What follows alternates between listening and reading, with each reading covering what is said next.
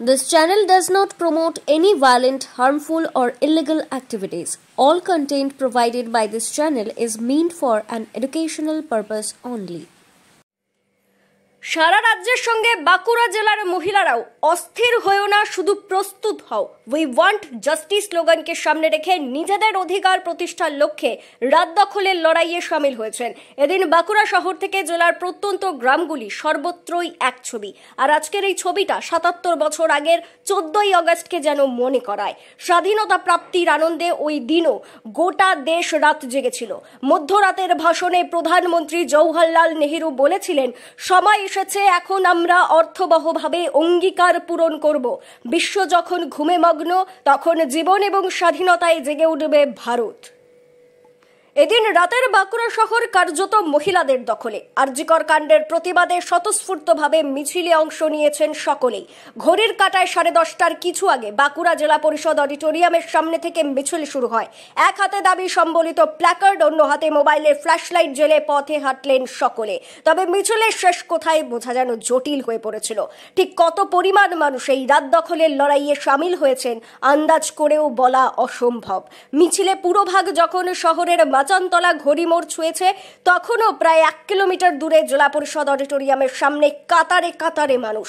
সকলের মুখে একটাই দাবি, আরজিকরের বিচার চাই।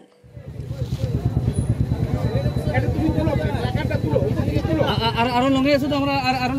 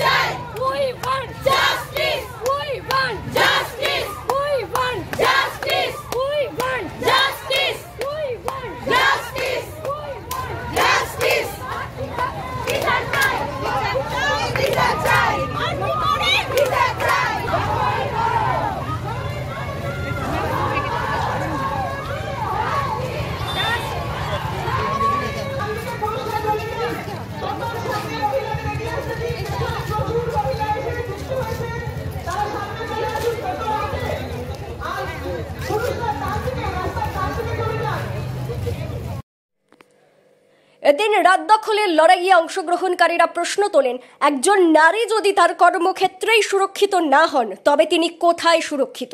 আমরা কেউই সুরক্ষিত নই। আমার সাথে, আমার পরিবারের সাথে একই ঘটনা ঘটবে না, তার গ্যারান্টি কোথায়? তাই নারী সুরক্ষার স্বার্থে রাজ্যব্যাপী এই আন্দোলনে তারা সামিল হয়েছেন বলে জানান। অবশ্যই নিরাপত্তাহীনতা আছে। আজকে 2024-এ দাঁড়িয়ে যদি একটা নারী নিজের কর্মক্ষেত্রেই যদি সুরক্ষিত না হতে পারে, তাহলে আর সে কোথায় সুরক্ষিত থাকবে? নিজের কর্মক্ষেত্র, যেখানে তার সব থেকে সুরক্ষিত থাকা দরকার, সব থেকে সেফ এবং তার কমফর্ট জোন যেটা, ওখানেই যদি সে সব থেকে সুরক্ষিত এবং কমফর্টে না থাকে, ওখানেই যদি তার সাথে এত বড় একটা ঘটনা ঘটে, তাহলে তার কি গ্যারেন্টি আছে যে আজ আমাদের সাথে রাস্তায় বেরোলে, আমাদের সাথে, আমাদের মা বোনেদের সাথে, আমাদের বাড়ির লোক এবং আমাদের পাশের বাড়ি যেই হোক, তাদের সাথে ঘটবে না? এটার কি গ্যারেন্টি আছে? তাই আজকের দিনে দাঁড়িয়ে নারীর সুরক্ষা অবশ্যই প্রচন্ড জরুরি। এবং আজকে আমাদের এই আন্দোলনে আমরা বিচার চাই, এটার বিচার দরকার। গার্জেনদের ভয় থাকে এবং আজকাল যা ঘটছে, আজকালের যা অবস্থা, এই এমনি যদি চলতে থাকে তাহলে অবশ্যই ভয় থাকবে। ভয় তো সবার মধ্যেই থাকবে, তাই তো আজকাল রাস্তায় বেরোতেও সবাই ভয় করছেন। কিন্তু এই ভয়কেই কাটাতে আজকে আমাদের এই বিচার, আজকে আমাদের এই আন্দোলন, প্রতিবাদ আন্দোলন অবশ্যই কঠোর হওয়া উচিত। পুলিশ এবং প্রশাসন যদি আরো কঠোর হয়, তবেই আমরা এই বিচার পাবো, না হলে এরকম ভাবে তো চলবে না দিন।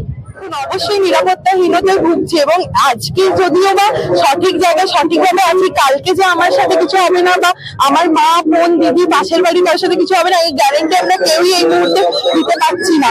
আমি একজন ওয়ার্কিং ওমেন এবং আমাকে নাইট শিফটে কাজও করতে হয়। তো এই একটা মেয়ে যে তার নিজের কর্মক্ষেত্রে তার ইন্টার্ন তার বন্ধুদের সাথে পাশে থাকা সত্ত্বেও যার আজকে এই অবস্থা, তাহলে পরবর্তীকালে আমরা যখন নাইট শিফট করতে অফিসে যাব আমাদের সাথে এই ঘটনাটা ঘটবে না, বা আমরা যখন রাত্রে কাজ করে বাসে ট্রেনে ফিরবো সেই সময় আমাদের সাথে এটা ঘটবে না কে বলতে পারে। সেই জন্য ভবিষ্যতের কথা ভেবে অবশ্যই আরজি করের বোনের পাশে থেকে তো আজকে আমাদের এই আন্দোলন, এবং অবশ্যই ভবিষ্যতে কর্মক্ষেত্রে শিক্ষাক্ষেত্রে নারীদের যে সুরক্ষার যে আরজি সেটা নিয়ে আরো বিশেষ করে আমাদের আজকে এই পথে নামা। We want justice! We want justice! We want justice! We want justice! বিচার চাই! We want justice! Justice! দখল করো! দখল করো!